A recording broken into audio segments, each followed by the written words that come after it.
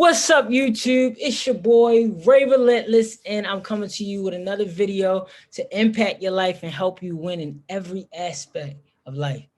All right, guys, the point of this video is to share with you, and I'm gonna bring these videos and a lot of videos very similar to this to you because this video specifically talks about visualizing.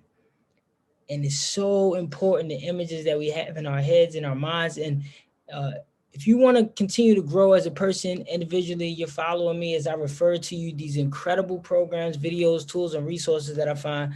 Then click the subscribe button every single day. Just about I'm coming out with new information that could benefit you, whether it's physically, mentally, spiritually, emotionally, or financially. So in this video, I'm actually going to be sharing with you guys a incredible video that I personally just watched.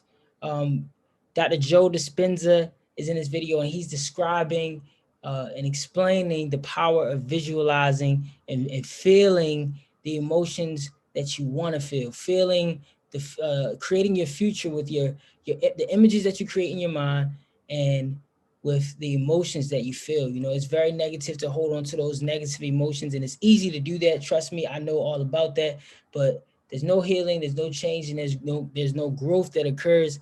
Yes, face it. Yes, head on and deal with it. Get understanding. All things get an understanding, but most importantly, visualize in your mind the things that you want, the things that you desire, the person you want to become, the relationships you want to have, the career you want to have, the place you want to live. Visualize it and attach good feelings and beliefs to that. So tune in, watch this video. Hashtag manifest your vision. Subscribe to the channel. It's going to be posted here. These guys, Rewired for Success. Incredible YouTube video. Thank you guys. You guys motivated me. I'll be watching this video several times. Let's get right into it.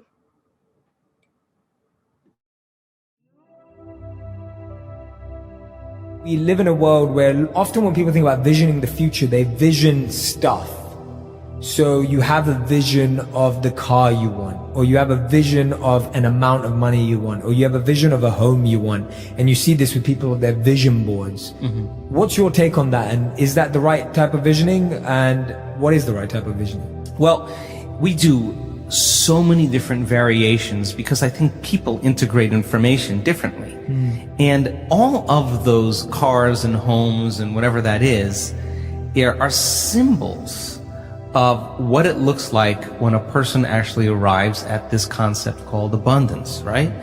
So if those things help them to associate with something that creates a feeling of abundance, and they're building their vision board to help them to get clear on their intent, then that's fine, because they're associating objects or things or material things that they'll say, that's when I know that I'm abundant.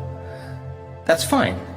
Other people will say, look, abundance just means that I have more than I need, and I'm happy with that. And for them, there's a feeling that is associated with that. And when they begin to dream about their future, they may see themselves in a scene or see themselves a certain way.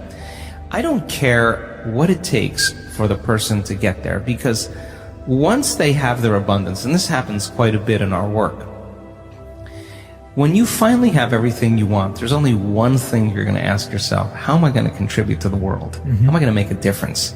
So we use different tools to help people to get to that point. But if the person's doing the vision board and they're saying, when I get my new car, I get my new house, I get my new relationship, then I'm going to feel so great. Well, then they're back to the program, waiting for it to happen for them to feel the emotion. They're believing their outer world has to change in order for them to feel better. There's no effect of drawing the experience to you with that way. So the person has to use those tools to get them into the emotional state for them to feel like it's already happened. Now think about this. If you get up from a creative process and you feel grateful, you feel a love for life, you feel a joy for existence, you feel a passion to for the moment, you will not be looking for your future because you'll feel like it's already happened. It's the moment that we start feeling those self-limiting emotions, that we feel separation, and then we start looking for it again. Well, then, if you're waiting, you're not creating, you're in separation again. So then, whatever it takes for you to move into a state of being. And what is a state of being? Thoughts are the vocabulary of the brain. Feelings are the vocabulary of your body. How you think and how you feel creates your state of being.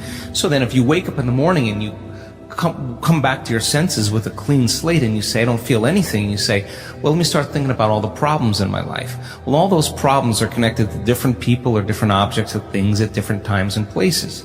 The moment you remember your problems, a memory is a record of the past. You're thinking in the past. Every one of those problems has an emotion associated with them. So all of a sudden you start feeling unhappy, you start feeling bitter, you start feeling frustrated. So now your body's in the past. So then most people then create a state of being that's connected to their past. And if they're in the familiar past, then they are going to crave the predictable future and they're going to fall back into routine. So then we want people then to get very clear on that vision of their future, however they do it, and begin to combine that clear intention with an elevated emotion. And the stronger the emotion they feel from the vision they're creating, the more altered they feel inside of them, the more they're going to pay attention to the pictures in their mind. And now they're remembering their future. And biologically, it's exactly the same as remembering your past. In fact, if you're not being defined by a vision in the future, it means you're making your past more real than your future. You're falling in love with your past. You're more in love with your past than you are with your future.